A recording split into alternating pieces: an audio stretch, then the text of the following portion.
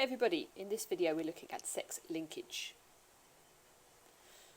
Okay, so sex linkage refers to genes which are found on the sex chromosomes, and usually that will be the X chromosome. So here we see two X chromosomes, so this is what females have. Females have two copies of the X chromosome, but then for males and humans, males have one X chromosome and one Y chromosome. And as you can see, the Y chromosome is much smaller than the X chromosome, and that means that fewer genes are able to fit on the Y chromosome. So genes that you find on the X chromosome but not on the Y chromosome are sex-linked.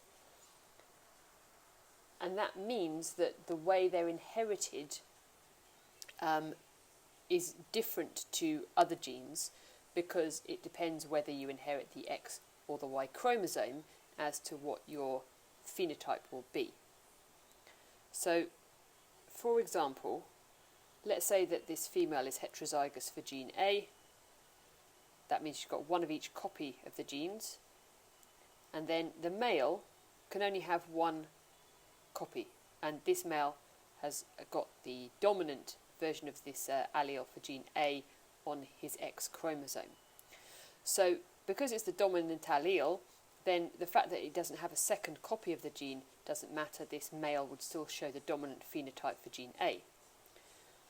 For the female has one copy of the recessive allele, but because the dominant allele is always also there, then she will show the dominant phenotype. For the female to have the recessive phenotype, the female would need to have two copies of the recessive allele.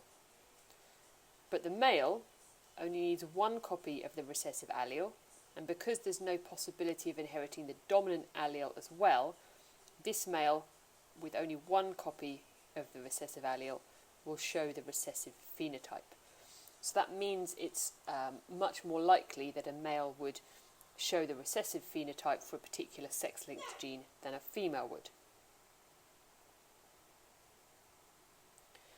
When we're writing the genotypes, we always write the X and then we'll put the superscript to show the allele. So this would be the female, and then the male would be X and then Y, and because there's no gene on the Y chromosome, that's just left blank. Okay, so if we look at why it's more likely that men are going to inherit a sex-linked disease, so haemophilia is the example often used.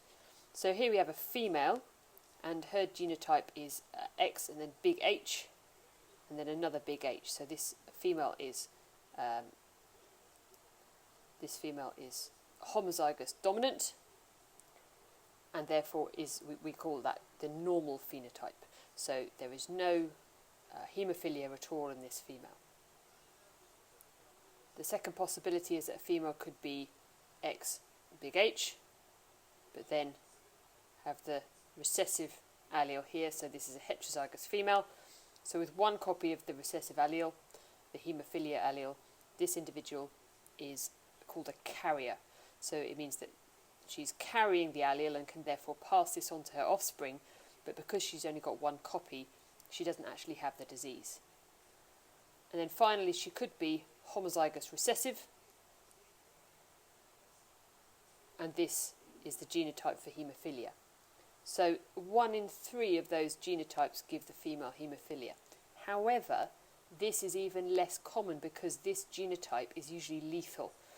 So in a zygote which has this genotype for haemophilia normally does not develop. So that makes it very, very unlikely that females actually have haemophilia. If we then look at males, so a male could have the genotype big H, Y, or the only other possibility, little h, Y. And that gives the male haemophilia. So only inheriting one copy of the allele, okay, this allele here, and this male has haemophilia. So out of the two possible genotypes for a male, one of them gives haemophilia.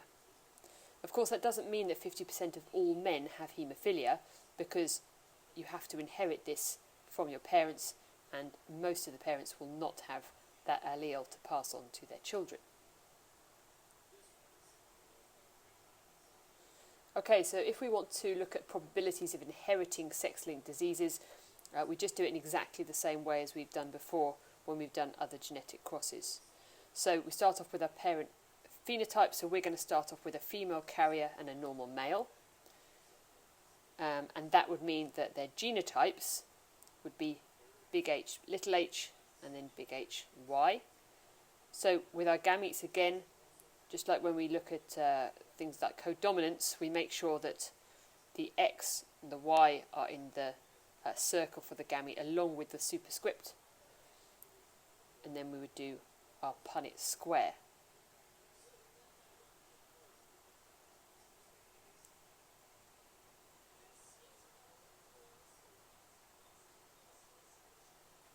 So if we look at our offspring genotypes, then because we've got a male and female, we're always going to have a probability 50% female, 50% male. But if you look at how that's split, the female genotypes, neither of them have haemophilia. Out of our females, 50% of the females are normal and 50% are carriers.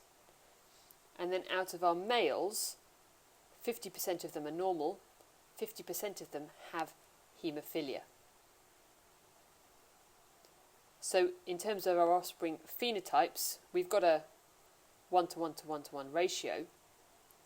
So we've got one normal male, one normal female, one carrier female, and one haemophiliac male. But again, as we saw, the chances of a male inheriting it is much higher than the female. So for these two parents, there's a 25% chance that they will have a child, and it will always be a son, in this case, who has haemophilia. Okay, that's sex linkage. Thanks.